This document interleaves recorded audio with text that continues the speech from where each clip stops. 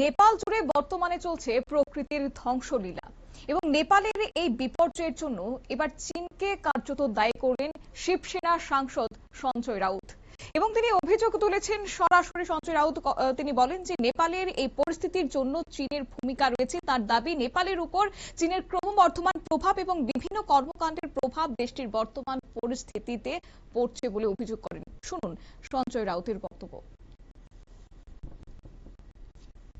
हाँ बोलिए। 450 से ज्यादा लोग मर गए, क्या भारत को इनको मदद करनी चाहिए? नेपाल क्यों नहीं करनी चाहिए?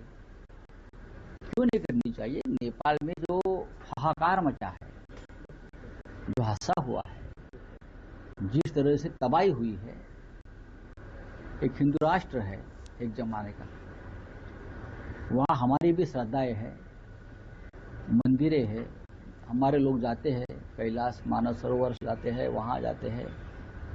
हिंदुस्तान के लोग फंस गए हैं, लापता है। महाराष्ट्र के भी 60 से ज्यादा लोग लापता है। जिस तरह से तबाही मची है, तो मुझे लगता है भारत सरकार ने सबको बचाने के लिए, मैं इसे हमारे लोगों को नहीं बचाने, नेपाल के सभी लोगों के लिए सहायता करनी चाहिए और बड़ी मात्रा में सहायता करनी चाहिए। ये जो तबाही मची है, वो चीन की वजह से मची है। अगर चीन चाहता तो ये तबाही रोक सकते, लेकिन चीन से जो लहर आया, तिब्बत में आया, तिब्बत से आगे आया है, बहुत बड़ी कहानी है। लेकिन हमारा कर्तव्य है, नेपाल और हमारा एक जो रिश्ता बना है सालों साल का, वो आध्यात्मिक है, धार्मिक है और राजनीतिक भी है। আপনারা শুনলেন সঞ্জয় রাউতের বক্তব্য এবং তারই মন্তব্যকে কেন্দ্র করে স্বাভাবিকভাবে রাজনৈতিক মহলে একটা জোর চর্চা শুরু হয়ে গেছে। নেপালের বিপর্যয়ের প্রকৃত কারণ নিয়ে যখন বিভিন্ন মহল থেকে আলোচনা চলছে, ঠিক সেই সময় চীনকে কাঠগড়ায় তুলল শিবসেনা সাংসদ এবং নতুন করে তারই মন্তব্যকে কেন্দ্র করে একটা বিতর্কের জন্ম নিয়েছে। তবে এই যে হরপাবান, সেখানে বিপর্যস্ত নেপালের সরকারি তথ্য অনুযায়ী মৃতের সংখ্যা কিন্তু 175 দাঁড়িয়েছে।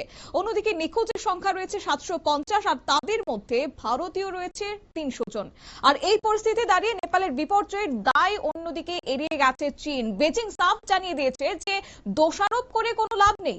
অন্যদিকে বিশ্লেষকরা কিন্তু প্রশ্ন তুলতে শুরু করেছে, তবে কি চীন এবং কাঠমান্ডুর মধ্যে যে সম্পর্ক, সেখানে চীন ধরতে শুরু করেছে, সে নিয়ে দেখার বিষয় হচ্ছে আগামী দিনে এই দুই দেশের সম্পর্ক কোন দিকে মোড় নেয়। নিয়ে নিচ্ছে ছোট্ট একটি বিজ্ঞাপন বিরতি, সঙ্গে থাকুন।